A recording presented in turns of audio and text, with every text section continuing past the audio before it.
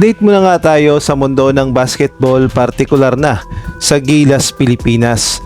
Ang China nga ay hindi pa rin makalimutan ang pagkatalo sa Gilas Pilipinas, partikular na kay Jordan Clarkson at kay Justin Brownlee.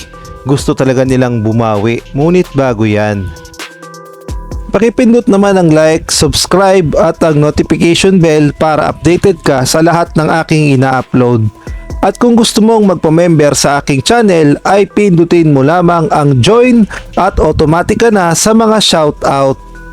Hindi nga makalimutan ng Chinese fans at gayon na rin ng basketball ng China ang masakit nilang pagkatalo sa FIBA World Cup 2023. Unang-una na nga dyan sa kamay ng ating kababayang si Jordan Clarkson, kung saan ay tinambakan natin ng malala ang China sa ating baluarte dito sa Pilipinas at ipinakita ni Jordan Clarkson na kayang-kaya niyang durugin ang China.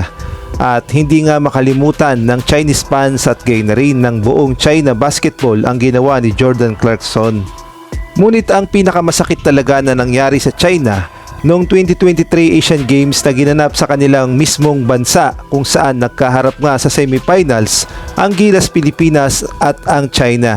At hindi nga nila inakala na ang naturalized player ng Gilas Pilipinas na si Justin Brownlee ang magbibigay ng bangungot sa kanila. Hindi talaga nila makalimutan ang pagkatalo dahil napakasakit nga noon, dahil unang-una pa lamang sa first quarter ay kontrolado na ng China ang laro hanggang second quarter.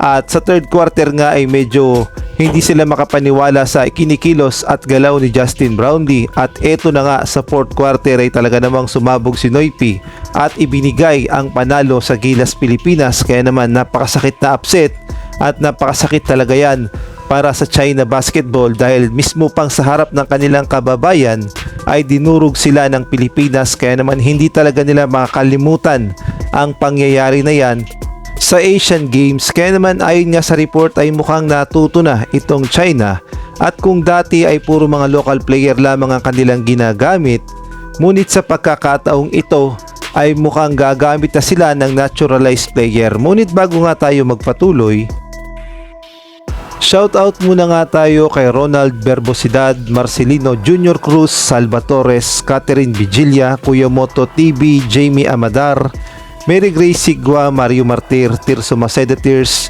Malyari Mascariñas, Ronald Berbosidad, Marcelino Junior Cruz. Isang malaking shoutout din kay Robert Aquino, Jeffrey Cruz, Obet Ramos, Lynn Cordero, Arnel Legaspi Talento at kay Chodoro Alonso.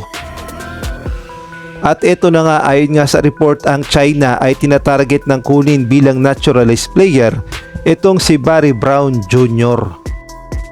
Si Barry Brown Jr. nga ay 28 anyos at may height na 6'3", at ang kanyang posisyon ay isang point guard, at naglalaro nga siya sa China sa Team Dragons. At siya ay nag-average ng 28 points, 5.9 assists, 4.1 rebounds and 2 steals per games sa season ng CBA. At meron nga siyang 40% sa 3-point field goal.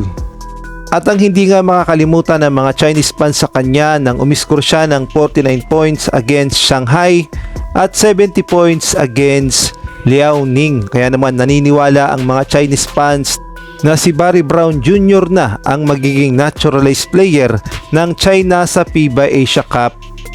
At ayon pa nga sa article na aking nabasa, sabi nga dito yung mga Chinese fans ay hindi nga makalimutan ang masakit na pagkatalo ng China sa FIBA World Cup, kung saan si Jordan Clarkson daw ang talaga namang bumuhat o red hot beyond the arc upang talunin ng kanilang national team. Kaya daw hindi nila makalimutan yan at malaking kahihiyan daw talaga yan. At yung nangyari sa Asian Games kay Justin Brownlee naman daw, na tinulungan ng Gilas Pilipinas na makuha ang gintong medalya sa Asian Games.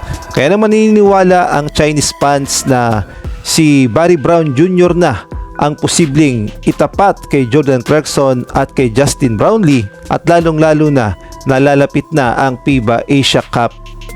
At sa mga nagtatanong naman kung gaano nga ba kagaling itong si Barry Brown Jr. at kung uubra ba siya kay Justin Brownlee o kaya naman kay Jordan Clarkson, well, panoorin na lang natin ang kanyang mga highlights sa CBA.